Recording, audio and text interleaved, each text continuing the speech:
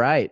Thank you, everybody, for listening to another episode of Simply Finance with Shane White. This is Athlete Series number 1, and I am thrilled to have Mat Fraser on the podcast as my first athlete I'm talking to. Matt, thank you for coming on the show. Yeah, thank you. I'm honored to be the first. You know, I couldn't pick much better to pick me for the first, so thank you.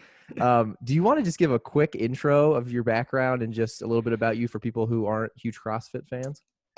So my background, what I'm most well known for is I've won the CrossFit Games the last 4 years in a row. The only 6-time podium finisher on the individual side. Before that, I did my college career, mechanical engineering and business at University of Vermont, and try to be as investing savvy as I can be. Love it. No, that's exciting. That's what I love to hear, man. So yeah, I'd love to start off. I think your background is super interesting. I read online too, and I know this is pretty public, but you actually went to start training for Olympic weightlifting, if I'm not mistaken, right? Yep. And after high school, that was like the big move you made out to Colorado. Yeah. Middle school, high school, that was my sport. I did football, freestyle skiing, all that stuff, but it was more recreational. The Olympic weightlifting was the priority. And, so I got scouted when I was still in high school to go out to the Olympic Training Center in Colorado Springs, be a full-time resident athlete out there. Did that. And, for a long time, that's what consumed me. Nothing else in my life mattered. It was all about getting to the Olympics. That was it. So, this is back in 2008. I graduated high school. Went out there, did that. And then, education was on the back burner. I was taking one college class, maybe 2 a semester. And then I broke my back. I broke my L5 in 2 spots. And so, that kind of made me rethink some goals because, Olympic weightlifting doesn't pay money. There's no future in it.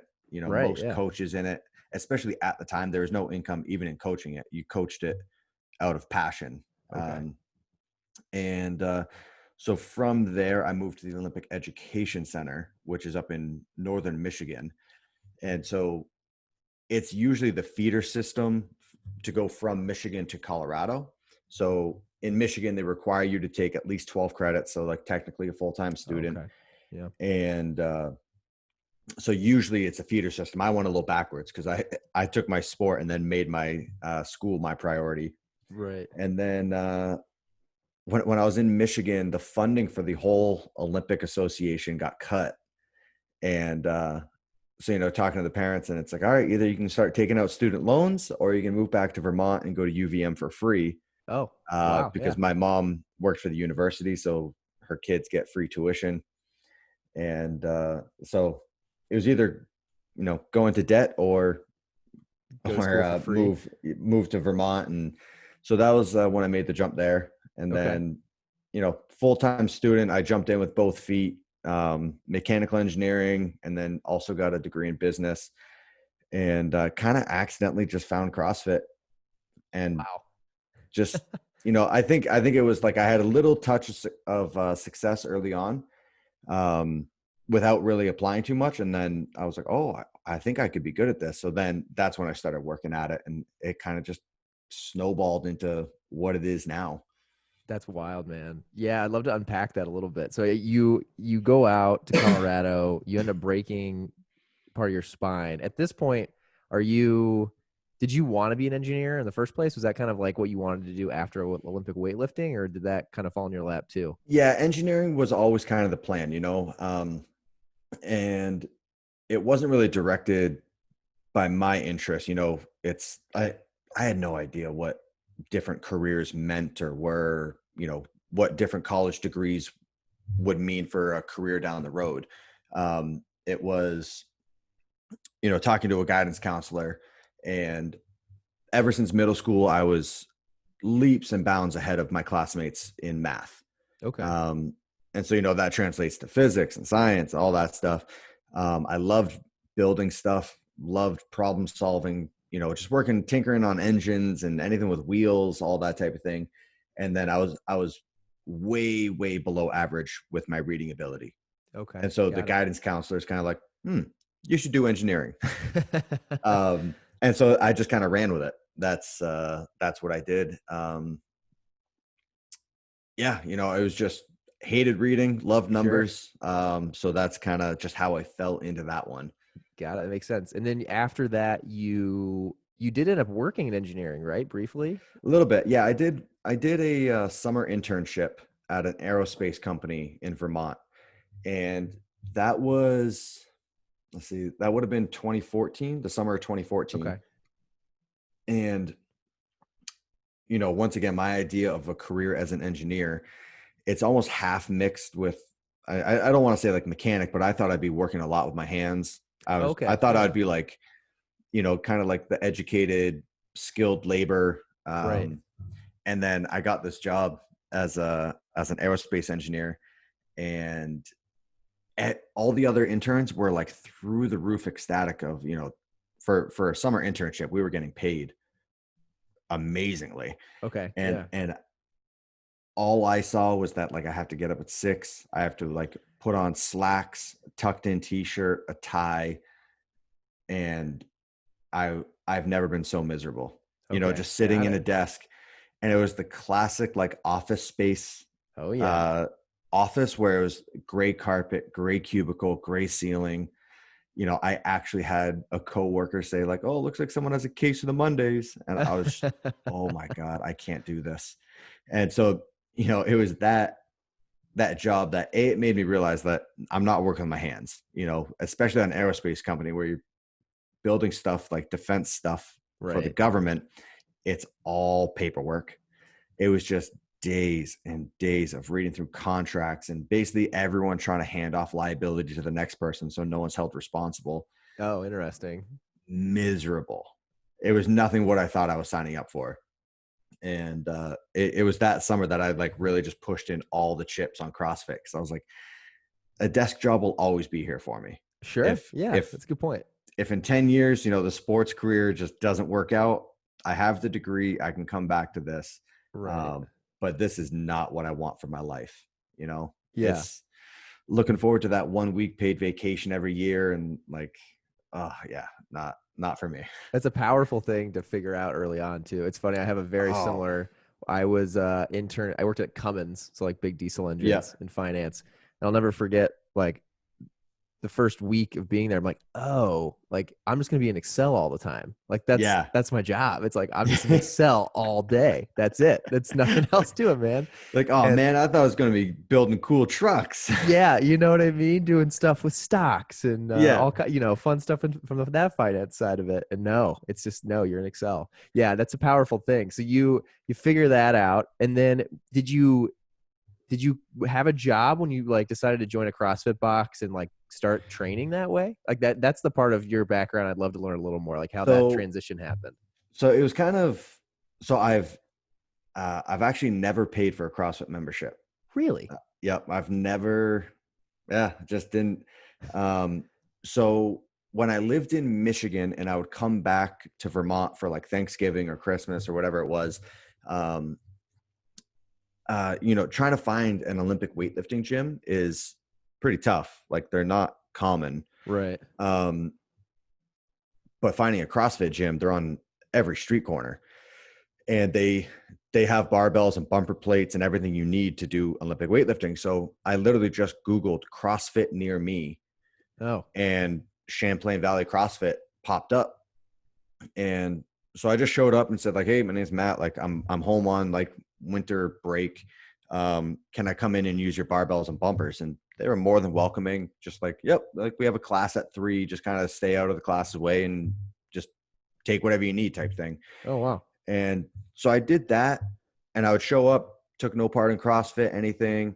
And then, fast forward probably like 8 months or a year when I'm living back in Vermont now, I was at a stoplight, just sitting in my car waiting for the light to turn green. And the owner of the gym, Jay Jenny, pulled up next to me, and he kind of saw me. And I hadn't seen him or talked to him in months. And he's like, "Hey, Matt, you back in town?" I said, "Yeah, yeah." He goes, "Oh, we're at a new location. You just swing by, check it out." oh, okay, cool. And That's that's it. what got me to go back in the gym, because at that point I had retired from weightlifting. And so Okay. I had no reason to go back into his gym. But then he just invited me over to like see his new space and Wow. like just catch up with him. And so I just showed up, and he says, yeah, if you ever want to like just come in, work out a little bit, feel free. And since I had stopped weightlifting, I started packing on a little bit of weight, and I figured like, once you're in college and I'm a couple years older and I don't go to the parties or, any of that stuff. It's like, how do you meet new people? Right. Yeah. So I was like, oh, okay, I'll show up. Maybe I'll make a couple friends and that type of thing. And I would show up, just do weightlifting in the corner. And then it was Jade's now wife was a competitor, and she would kind of entice me into doing workouts every once in a while. And that I think between the two of them, they were the ones that saw the potential in me of like, hey, can you do this? Can you do that? And everything just kind of came half naturally to me. And so yeah, they're the ones who started like pulling me into doing CrossFit workouts every once in a while, and then I saw the potential in it to make a little bit of money. And That's wild. So yeah, so that's wild. So then at this point, you're back in Vermont, and yep, are you working somewhere else at this point? Are no, you so I was just a full-time college student. okay? Got it. This is When still I moved school. back to Vermont, I had retired from weightlifting, and I was just like, I'm jumping into school with both feet, carrying Got a it. huge course load. And like I was living at home, and just focused everything on school. But it's like I'm living back in my old or like childhood house, like with my Yeah. parents, and it's like, oh, it was a bit of a depressing time. And like all my friends went off to college; they're now graduating college and like starting Oh, because you were starting kind of careers like and starting a couple families. years And behind with. at this point, I was like 4 or 5 years behind. And so, it was a pretty humbling moment I of bet. like, Yeah. oh, I'm way behind. Yeah. Right. Oh, because you were a little bit behind from going to do the weightlifting out in Colorado. Yeah. And I'm So like, so 2 years in Colorado. And I mean, I maybe took one class a semester because oh wow. your Okay. schooling couldn't interfere with your training at all. And then when I went to Michigan, I'm taking 12 credits, so 3 or 4 classes. Um, but then it was when I was in Michigan, what was it? Oh, they had a engineering technician, Okay. but not mechanical engineering. Got it. Oh yeah. So I was like half my credits didn't transfer back. And, once I realized I knew I was moving back to Vermont, but I was still in Michigan, I only took math and physics because I didn't want to take the engineering technician courses that wouldn't transfer back. And so, I mean, by the time I graduated, I probably had double the credits that I needed. Like my college career was like 8 years long, 4 different colleges all in. It Right. was it was a mess. But Long route, but I yeah. mean, got you to where you ended up, right? At least for Yeah, I now. mean by the end of it, I kind of realized like, you know, the timeline of like you have to graduate college in 4 years.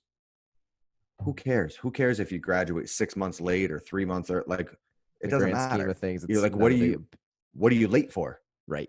Like you're not Exactly. showing up to jobs and they're like, oh, you're 22 and a half. Why aren't you 22? No one's looking at that. No one No. cares. No, not at all. Um, yeah. So I Got it. learned Oh, that wow. now. Okay. Yeah, yeah, right. So then you started doing CrossFit just kind of nonchalant, it sounds like, while you're in Very. school. And then I'm assuming, was there like did you go to like some sort of low level competition? Is that kind of your first dose into like making money with CrossFit? So my first dose of that was actually an in-house competition that my gym was hosting. Oh, And so the same guy, Jay Jenny, the owner of Champlain Valley CrossFit, he's hosting this competition, and he told me, he's like, hey, I want you to sign up for this. And I was like, yeah, sure, it's in-house, I'm in. And he's like, all right, it was like $50 or $75 for the entry fee. And okay. I just like, sorry, man, I don't have $75. And he's like, all right, I'll sign you up for the competition. I'll pay the fee. But if you win any money, you have to buy a pair of CrossFit shoes. Because I was working out in like Air Max 90s or Oh, something. love Like that. I There had you like, go. Do you have any pictures of that? You gotta oh share that yeah, oh someday. yeah. There's pictures from that first competition. And yeah, so I was like, well, all right, yeah, if I win cash, I'll spend it on a pair of shoes. I have no skin in the game right now. Yeah, perfect. And so anyways, I did the competition and I won. And, you So your know, first competition you ever did, you won. yeah, I mean, it was small. Sure. But It's just like still. a couple of the gyms from the area all got together basically. But yeah, they hand me a gift certificate to Lululemon for like Nice. $100. And I'm like, $100? Oh my God. Like, and then once you know Lulu, like you get a pair of like tube socks for I was that. gonna say that's not gonna Um, get you much, but but then, but then the other part of the prize was 500 cash. And sick. that I was like, oh my God, $500. This is Right. tops right here. And I remember after that, I asked Danny, the Jade's, I think it was girlfriend at the time, who was a competitor. I said, like, hey, are there competitions like this like all the time? And she was like, oh yeah, every weekend. Oh I was like, wow. really? And she was like, yeah, like here's this website. This is where you can find them all. And I just started hitting them all. And like it was $1,000 here, $2,000 there. And like I'm a full-time college student, doesn't have a Right. job. I'm living at home. I'm driving like this hoopty of a car. And so, like I'm like, man, I can make some gas money. I can like, and like at that point, I'm like, I don't even, if my friends are going to a movie, I'm like 23 years old. I'm having like, hey mom, can I have $10 to go to the movies with my friends? Right. Um, so I'm like, man, I can make some pocket money. This is This is like a side hustle at this fantastic. point, right? That's exactly how I Yeah. looked at it. Of like, I'm like hustling these local competitions on the weekend, and they just sort of built. I did that first one for 500. I think the next one was for 2 grand, and then 4 grand, then 5 grand. And the competition. Usually the bigger the prize money, the more competition there is. So I'm going against these bigger and bigger names that have more experience, and it just kind of evolved. And then I remember there's one competition. I was the only person competing in the final heat that wasn't a games athlete. Like I hadn't been Oh to the world wow. championships. Yeah. And And what year was this? This is like, just so I have some context, when you're doing these little bit bigger this ones, this is 2013. 13. Oh wow. Okay. Yeah. So I remember the first competition I went to with like fellow games athletes was the East Coast Championships in like 2013. Okay. And the final heat was 12 guys. The all other 11 had been to the games, and like a lot of them had like big names in the space. And I'm just like this like kid. I'm so out of my comfort zone. I don't know what I'm doing. You're And like, I'm just trying out here to make some money. that was literally it. I was like, everyone, like, they're all coaches in the space. They all own gyms. They Oh like, wow. this is their careers. And I'm just like, yo, I was told there's 5 grand up for grabs. So that's why I'm here. Um, yeah. So, Sometimes that probably like you probably had more like passion and drive to. I mean, for you, like making 5 grand might have been a bigger deal than some of these guys who they've been to the games and they've done other yeah, I things. mean, like at that competition, I didn't have any sponsors. So like my only income was prize money. And I remember it was after that competition. One of the sponsors that were there, like they had booths set up. One of them came over to me and just like handed me a contract. And they're like, hey, like Wow. we want to sponsor you. And I was like, what do you mean? Like, what does that mean? And if you're trying to read these contracts, it's all in lawyer language. And it's like, if you don't know what you're looking for, it might as well be Chinese. Like you Right. can't understand any of it. And Well, they're probably trying to get you locked into something too quick. It's like oh, I for mean, you yeah, too. It's like your they're trying to first lock you deal. up for 10 years, and they pay you pennies, and it's like you get free product, Right. uh and like you have to do 15 appearances a year. You need to post for us twice a day for every day, Oh like God. they're just not good contracts. And why would Sure. they be? I mean, how did you navigate that? That's probably interesting for someone who wants to get into this. Like, how did you navigate getting that first contract? Because I'm sure you were so pumped. But to your point, like, what do I So do?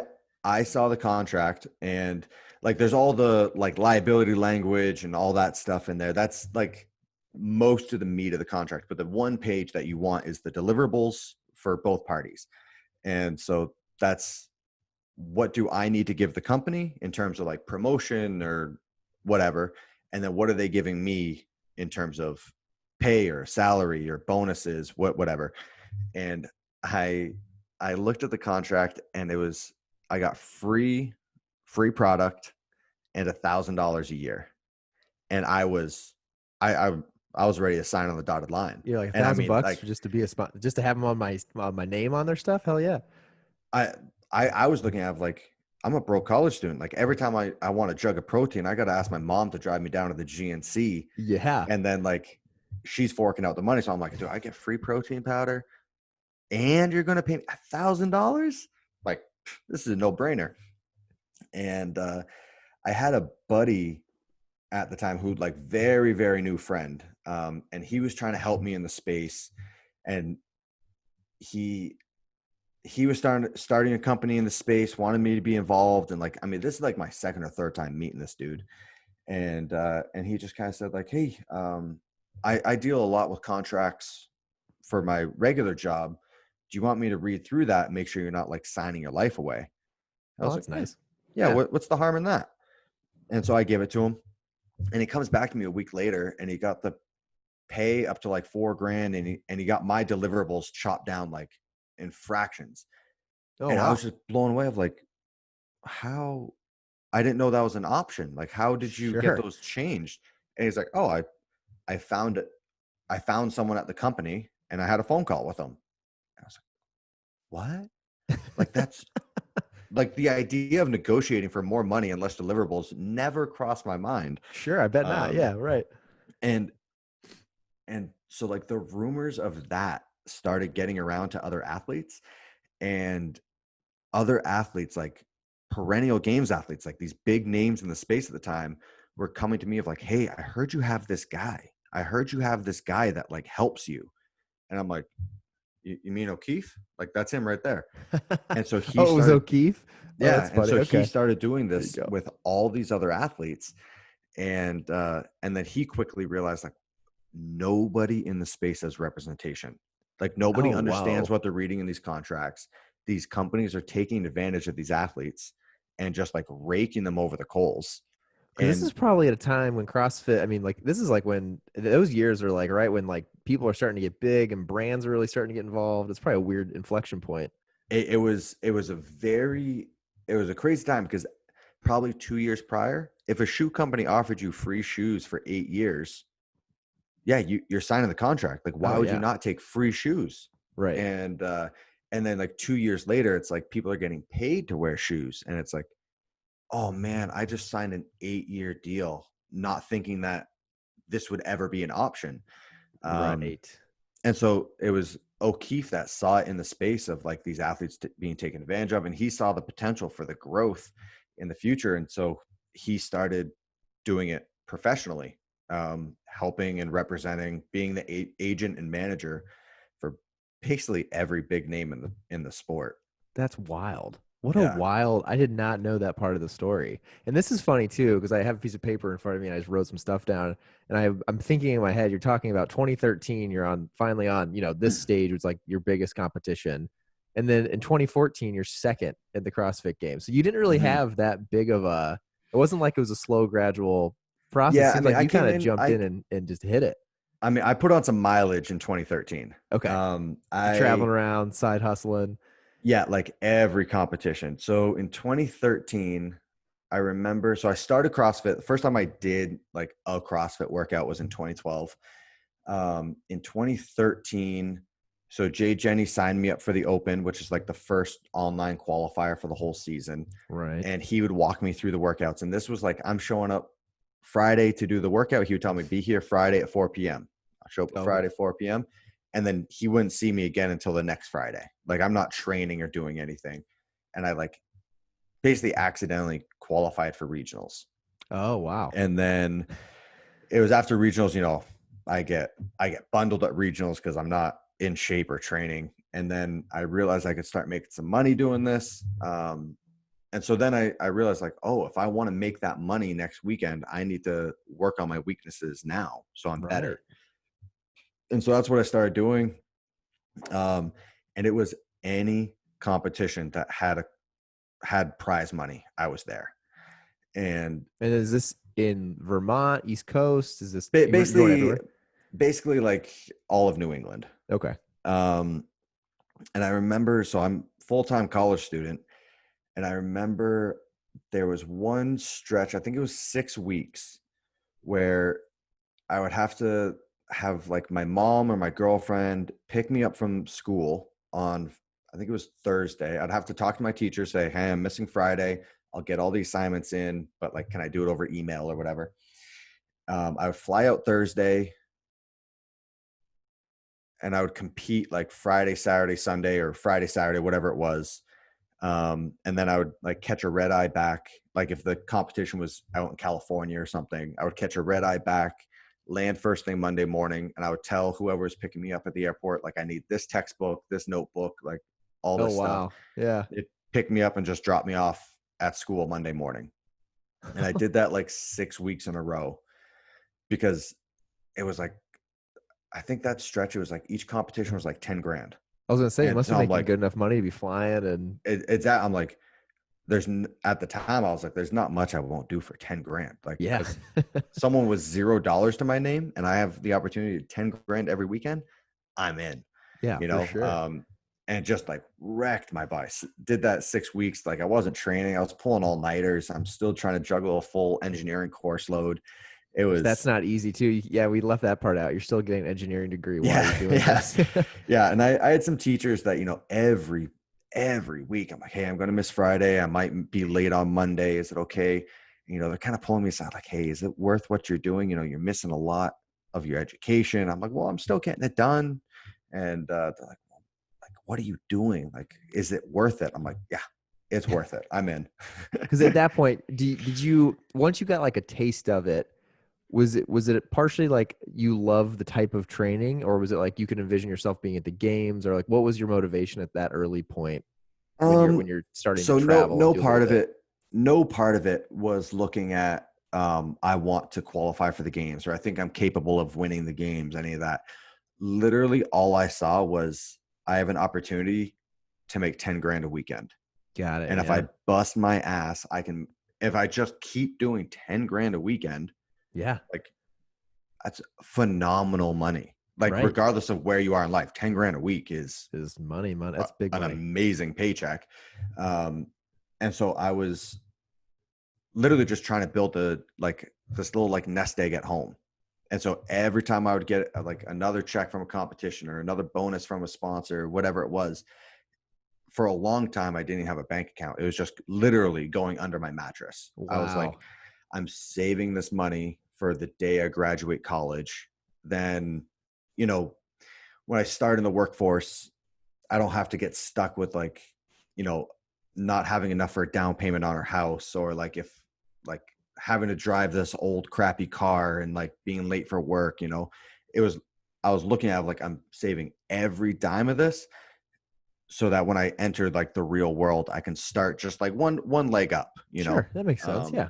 It's like, I mean, it's a great Yeah. mentality, even, at that point, not thinking about it as a career in CrossFit, just thinking of it as like bettering your position when you get out of school. Yeah. I just always I never looked at it as like a career or building for something in like career wise in the future. It was like, I was always assuming that this could all go away tomorrow. I need Okay. to get my hands on as much as I can and just stash it away because this gravy train is going to end at some point. Right, right. Um, so I did a little while where I would spend 10% of any paycheck I got, just on something for me, like a luxury. Yeah, yeah, yeah. Um, Kind of like a good job. We yeah, won one. exactly. Like a pat Yeah, on the back, right. here's a reward for your hard work. And then the other 90% just like I didn't touch. It just went into savings. Okay. And then after a while, I even cut out that 10% because I was just buying stuff that like I was literally like having to search for something to Oh, okay. buy, even though I Yeah. didn't really want it. But I was like, no, like you have this rule, you need to spend this. And I realized it was even that 10% was getting wasted. Okay. So I just went, no, I'll just save it all. Got it. Okay. Yeah, because at that point, what were you at your parents' house still? Because did you have a place to buy like gym equipment, or I know you're a big gun fan, so you have, what, Yeah, yeah, so what kind of stuff I were you was still buying? at my parents' house. Okay. Yeah, living in my parents' basement. The gym equipment I bought a little bit, but I think I was getting most of it for free at that Okay. point. Oh, nice. Um, and like so many of the things in my life, like the first time I talked to an accountant, he's like, all right, we need to go through business expenses. You can write off all your equipment. I'm like, I get it all for free. He's like, all right, well, what about supplements? I get that for free. What about clothing? I get that for free. And he like, rent? I'm like, nah, I get that for free. He's like, car payment? I'm like, nah. It was yeah, That's it was a funny. rough first time ever paying taxes because I I had bet. zero write-offs. Right. Um, but yeah, I mean, I didn't really spend money, and I've always been frugal. So even on things that I enjoy, I have a tough time spending money on myself. Okay. Um, yeah, so like guns, motorcycles, anything like I didn't really spend that much money on it, and when I did, it hurt. It Okay. hurt a Yeah. lot. Right. Right. Right. Well, if you're a frugal person, that makes sense too. I Yeah. mean, that goes a long way, right? I mean, because at that stage, making that kind of money and then becoming more successful, I mean, it's a powerful thing to hold on to. Yeah, and I think I think the big thing was I never thought I'd be able to make a full-time career. I was like, I'm never going to retire off my CrossFit money. Right. Um, and so I always assumed like I'm going to have to get a desk job at some point. So it's either, when I'm making this great money, I can either live like I'm making this great money, and then when I get a desk job, my quality of life is going to significantly drop, Right. Sure. Oh, yeah. or I can live like I'm broke and pack everything away. And then maybe, one day when I get my desk job, I don't have a mortgage, I don't have a car payment, retirement funds already started. I could either like live like a king now and then live normally the rest of my life, or live like a peasant now. And then my quality of life Kind from of now grows with on you, will right? be just like one step up, I'm Right. a little bit more financially free. And so I carried that on for a very, very long time of just always assuming I had to get a desk job at some point. So it's like, well, no, this is kind of like bonus money. Okay. Yeah. No, Um, it's a great mentality. It's kind of like yeah. always having a target on your back too. You know what I mean? No, you hmm thinking it's not going to last forever. Yeah. Yeah. It's, Yeah. yeah. And after a while, you know, once I start making more money and like the career's gone on way longer than I ever anticipated, Yeah. um, you start kind of wondering like, oh man, like, well, why am I doing this? If I'm having this great career, but I'm not kind of rewarding myself for it, well, what's the point of doing this and training on the days that I don't want to get out of bed, or something's tired or something's aching, so I started having the conversations with friends and people that I know in the space that have also been successful, and because I don't know how to budget. Okay. I Yeah. had no idea of, I just always lived like I was broke. Got it. Yeah. And Love it. so I feel like there's two extremes. Either people start making great money and they start spending great money. Sure. There's my scenario where I started making great money, but I kept living like I was making none. Yeah. Um, and so, yeah, that was really eye opening, starting to have those conversations with friends. And, just one that's super simple of like, I asked uh, one friend who's done very well for himself. And I'm like, how much of your money do you spend like on a smile? Like you like that money, it's on a depreciating asset or a trip or food, whatever it is. Sure. Once it's gone, it's gone. Right. And he was like, 15, 20%. He's like, why? How much do you spend? None. Like, I was like, I don't know how to do that, Yeah. Yeah. Yeah. Well, I mean, it's smart. I mean, I would say you're probably in the minority when it comes to that. I would think most people probably are on the other end. So that's a powerful position to be in, especially as you're trying to grow a career. Yeah. Most people probably see $10,000 and like, holy shit, I have $10,000 I can go spend on whatever the hell I want. Yeah. Yeah, Uh, like I remember when I wanted to buy a new car, my car started breaking down, and like, I think I missed an exam or I was late for something with school. And I was like, okay, like I need to get a